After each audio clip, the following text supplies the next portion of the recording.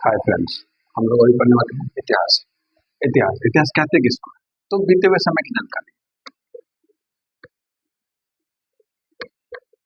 बीते हुए समय की जानकारी का स्रोत या माध्यम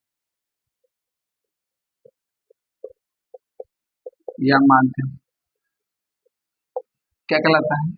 इतिहास कहलाता है। वैसे हम देख रहे हैं कि इतिहास जो लोग बोलते हैं कि मतलब जो पुराने समय में जो बीता हुआ समय है, बीता हुआ समय सीधा देख लेंगे। बीते हुए समय की समय के बारे में जानना क्या कहलाता है? इतिहास कहलाता है। तो अब हम ये देखेंगे कि अब हमको बीते हुए समय की जानकारी जो मिल रही है वो मिल किस किस माध्यम से रही है। तो मूल रूप से जो हमको मिल रही है वो हम कई बुक में पढ़ रहे हैं, कई तरीके से मिल रही है।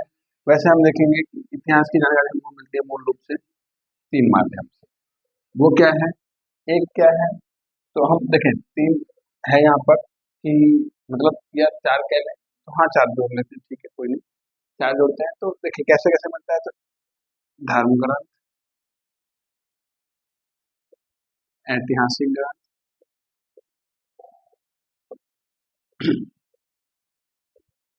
विदेशियों का विवरण,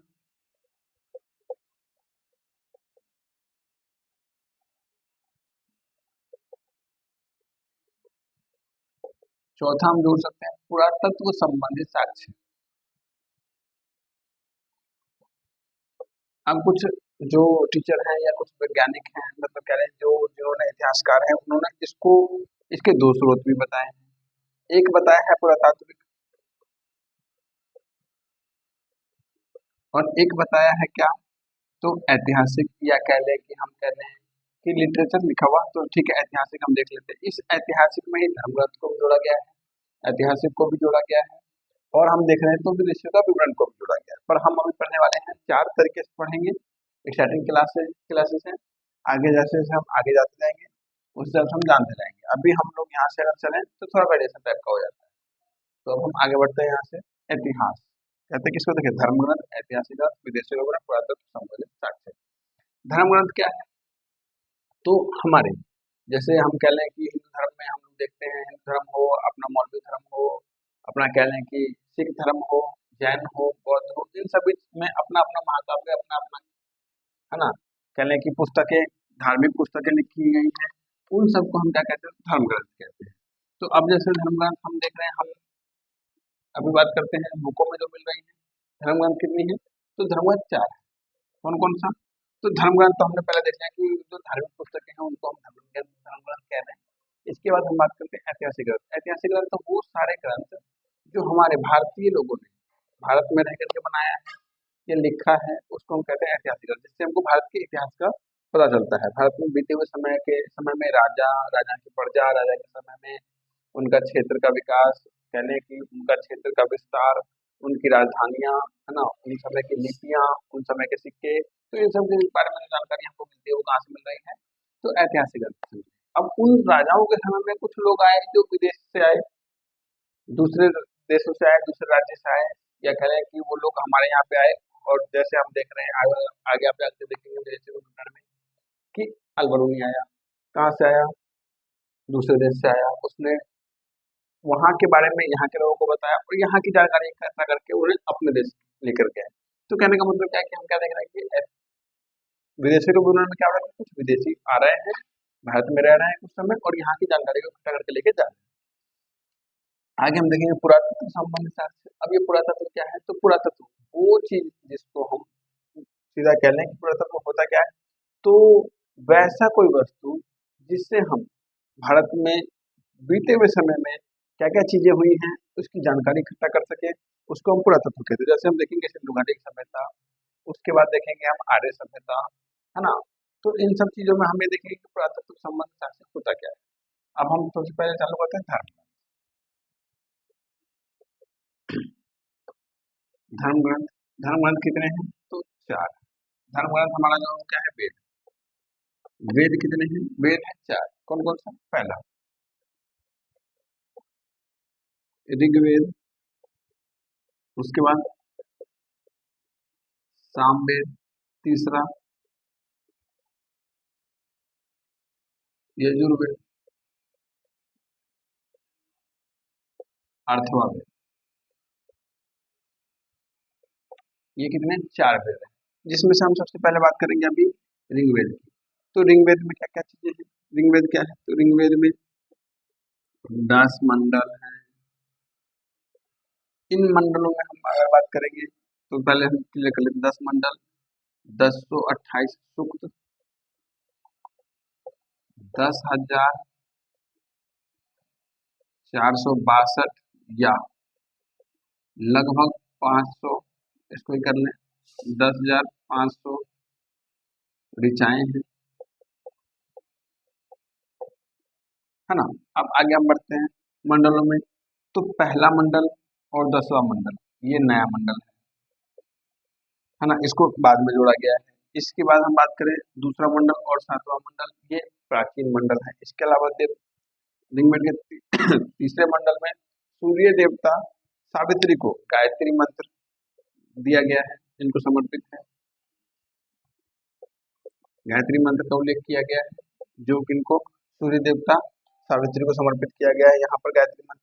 आगे 7वां मंडल, इसमें दशराग्य युद्ध जो सुदास और दास जनों के बीच में हुआ था। मतलब जो क्या कह लें कि सुदास और दास क्या है, तो सुदास वैसे लोग जो मतलब दूसरे कास्ट के हैं या दूसरी सभ्यता से हैं, दास जन कौन, जो आर्य सभ्यता से बिलोंग करते थे, है ना। वहाँ के जो मुखिया हैं उनको मतलब जो राजा, जैसे हम और सभ्यता में कहेंगे राजा, पर वहाँ पर मुखिया होया करता था।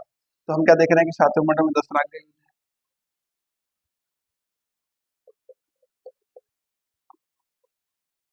जो कहाँ, परोसनी रावी नदी किनारे लड़ा गया। परोसनी पुराना नाम और रावी नया नाम देख रहे हैं। आगे 8वां मंडल, कुछ ऋचाएं मंत्र हैं जिनको हाथ से लिखा गया है, जिसका उल्लेख 8वें मंडल में है, और इसको खील कहा जाता है।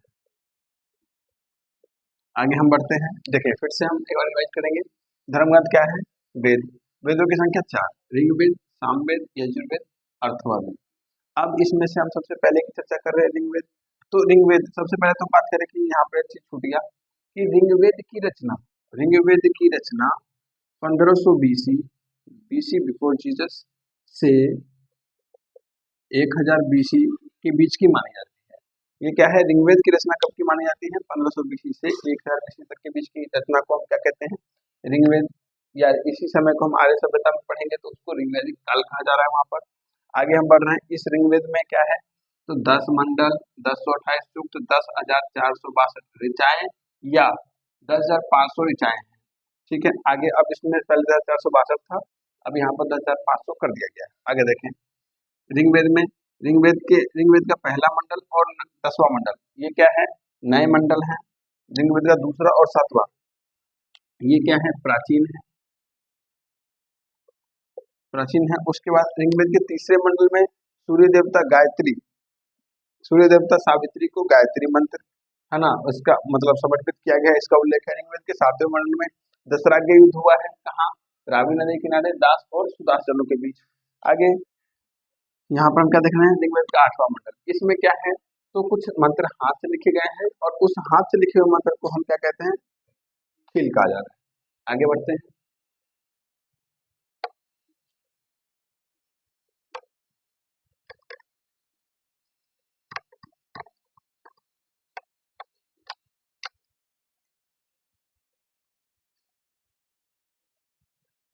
ऋग्वेद का 9वां मंडल, इसमें देवता सोम का उल्लेख मिलता है,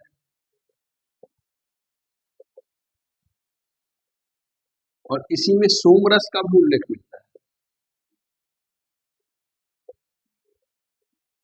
10वां मंडल, इसमें चतुर्वर्ण समाज का उल्लेख पहली बार कहाँ मिल रहा है, ऋग्वेद के 10वें मंडल में, जो क्या है, ब्राह्मण, क्षत्रिय, वैश्य और शूद्र। क्लियर। अब आगे बढ़ जाए, ऋग्वेद में सबसे पवित्र नदी किसको माना गया है, तो सरस्वती को।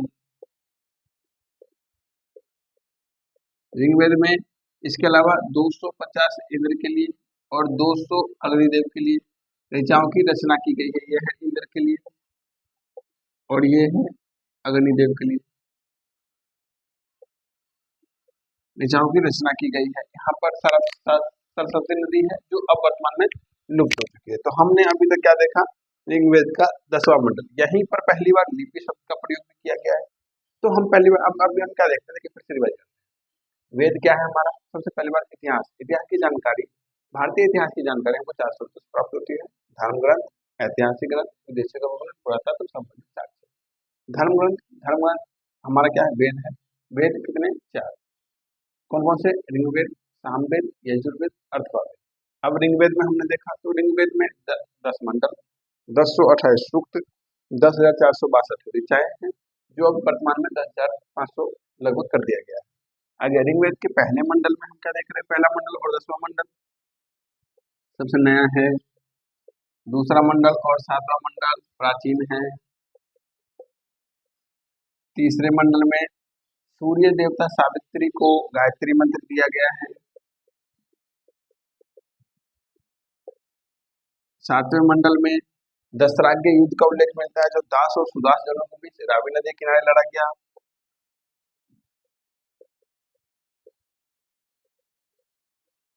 8वें मंडल में कुछ ऋचाएं हाथ से लिखी गई है ऋग्वेद में, जिसको हम खील कहते हैं। 9वां मंडल, इसमें देवता सोम का उल्लेख है और सोमरस का उल्लेख भी यहाँ मिलता है, सोम का उल्लेख। 10वां मंडल, इसमें चतुर्थ वर्ण समाज का उल्लेख किया गया है। माना यह गया है कि ब्राह्मण के मतलब अंग से ही चारों वर्ण, ब्राह्मण, क्षत्रिय, वैश्य और शूद्र का निर्माण हुआ। ब्राह्मण के मुख से ब्राह्मण, भुजाओं से क्षत्रिय, जांघों से वैश्य और चरणों से शूद्र का निर्माण किया गया है ना। इसके अलावा ऋग्वेद में सबसे पवित्र नदी किसको माना गया है, तो सरस्वती को माना गया है, जो वर्तमान में लुप्त हो चुकी है। इसके अलावा हम कह लें तो ऋग्वेद में 250 अग्निदेव के लिए और 250 इंद्रदेव के लिए और 200 अग्निदेव के लिए ऋचाओं की रचना की गई है। इसी में 10वें मंडल में ही हम पहली बार लिपि शब्द का प्रयोग देखते हैं। ये सारी चीज थोड़ी सी इंपॉर्टेंट है। अब हम यहाँ से आगे बढ़ते हैं सामवेद की तरफ।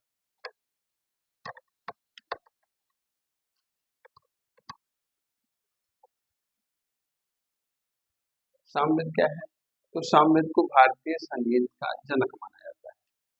सामवेद, इसको क्या माना जाता है, तो सामवेद को भारतीय संगीत का जनक, और किसके संगीत का, भारत के। भारत के संगीत का जनक सामवेद को माना जाता है। इसमें ऋचाओं की संख्या, एक मिनट जरा सा ध्यान नहीं आ रहा है, थोड़ा सा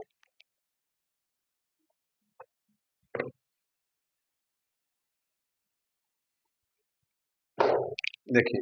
इसमें ऋचाओं की संख्या कितनी है, 1549, जिसमें से 75 नए जोड़े गए, नए हैं। बाकी ऋचाएं जो बचते हैं वो कहाँ से लिया गया है, ऋग्वेद से लिया गया। ठीक है, तो हम क्या देख रहे हैं, सामवेद में क्या देख रहे हैं, सामवेद भारतीय संगीत का जनक माना जाता है ना। तो इसके बाद गायन शैली इसमें है। तो यहाँ पर हम क्या देख रहे हैं, यज्ञ वगैरह, इसी में हमको यज्ञ का भी उल्लेख मिलता है कि यज्ञ वगैरह का जो आयोजन किया गया, उसमें जो गायन शैली की पद्धति है वो कहाँ से मिल रही है, सामवेद से मिल रही है। ऋचाएं हमारे यहाँ इसमें कितने हैं, तो 1549, इसमें से 75 नए हैं, जिनको बाकी जो बचे, इसके अलावा बाकी जो बचे वो कहाँ से लिए गए हैं, तो हमारे ऋग्वेद से लिए गए हैं। अब हम आगे बढ़ते हैं यहाँ से।